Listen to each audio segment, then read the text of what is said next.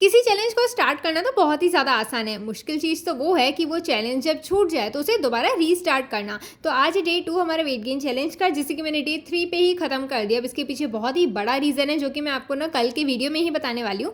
तो मैं सुबह उठी और मैंने फिर ब्रश व्रश करके कड़ी पत्ते खाए थे क्योंकि मुझे हेयर फॉल हो रहा है और इन्हीं समय 6:45 बज गए थे। तो फिर मैंने बाल वाल बनाए क्योंकि अब बारी थी बच्चों को खाना खिलाने की। अब क्योंकि इनका टाइम हो गया था और इन्होंने टाइम से खाना नहीं खिलाया ना, तो ये कहीं ना कहीं आगे बढ़ जाते हैं और फिर जब मैं लेट खिलाती हूँ ना तो ये समय पर आते ही नहीं है और ये समय पे नहीं आएंगे तो खाना बहुत ज़्यादा बच जाएगा। हालांकि गाय खा लेगी पर फिर भी ना लगता है कि इन लोग को मिल जाए तो अच्छा है।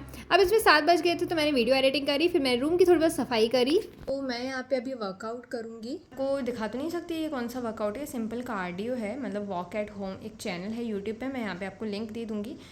तो उसके 10 मिनट 20 मिनट 30 मिनट वाले वर्कआउट्स आते हैं। तो अगर आप करना चाहते हो तो आप वो वाला कर सकते हो क्योंकि मेरे पास फ़िलहाल ईंटें नहीं हैं, तो इस वजह से मैं अपर बॉडी वर्कआउट तो नहीं कर पाऊँगी। पर आज मैं जाके ईंटें लेके आती हूँ, कहीं रोड साइड पे पड़े होंगे तो फिर जो है यहाँ पे मैं कल अपर बॉडी करूँगी। इस वजह से आज मैं सिर्फ गर्मियों में 30 मिनट्स के लिए कार्डियो करना आसान नहीं है। इतनी ज़्यादा गर्मी लगती है ना, तो ऐसा लगता है पूरे पसीने से नहा ही लिया हो। खैर, तो आजकल मैं वर्कआउट के बाद मेडिटेशन करती हूँ, मतलब मैं उठते से ही ना वर्कआउट प्रेफर करती हूँ क्योंकि अगर मैंने मेडिटेशन पहले किया फिर मुझे भूख लग गई तो फिर मैं खा करके तुरंत वर्कआउट तो कर नहीं पाऊंगी। इस वजह से पहले वर्कआउट किया, फिर मेडिटेशन की पहले भूख लगी तो खा सकते हैं एटलीस्ट, है ना। तो फिर मैंने यहाँ पे ओट मील बनाई जिसे कि मैं डेली ही खाती हूँ। ये तो मतलब एकदम ही नॉर्मल सी मेरी मील हो चुकी है, इसके बिना तो जैसे मेरा काम ही नहीं चलता हो। इसकी रेसिपी मैंने अपने चैनल पर डाल दी है, वहाँ पर आप जाकर के चेकआउट कर सकते हो। तो पहले से मैंने कुछ अफर्मेशंस भरे। जब भी मैं चैलेंज शुरू करती हूँ ना तो माइंडसेट पे भी वर्क करती हूँ, तो अफर्मेशन ज़रूर भरती हूँ। तो फिर मैंने मील खाई, द पावर बुक पढ़ी और मैंने अपना लॉन्गेस्ट नील कट कर दिया। हालांकि ये पहले से ही टूट गया था, इसका रीज़न मैं आपको बता चुकी हूँ अपने चैनल पे दूसरे वाले, जिसकी लिंक मैं नीचे डिस्क्रिप्शन बॉक्स में दे दूँगी।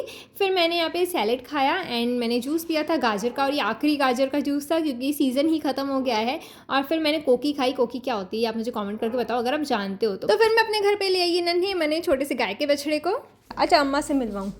अच्छा किशोरी इधर आ, किशोरी आओ।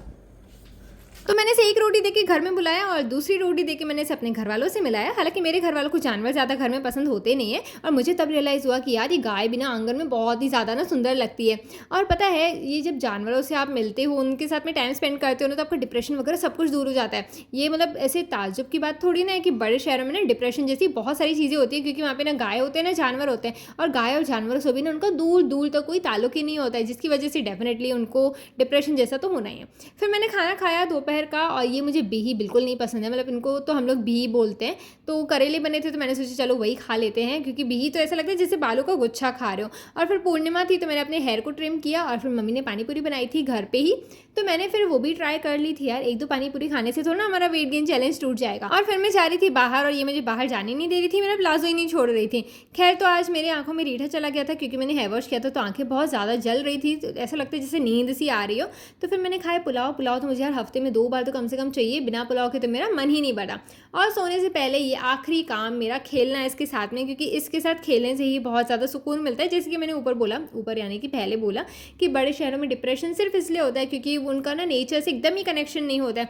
और नेचर में तो मेन जानवर ही आते हैं, एकदम बच्चों से होते हैं। जैसे आप एक बच्चे के साथ में खेलते हैं तो नहीं, कैसे हमारे डिप्रेशन वगैरह सारी बातें वगैरह सारे जो टेंशन है वो भूल जाते हैं। खैर, इनके साथ होता है। तो खैर, हो गया था टाइम, 10 बज गए थे, अब सोने की बारी थी। तो मिलते हैं नेक्स्ट वीडियो में, बाय बाय।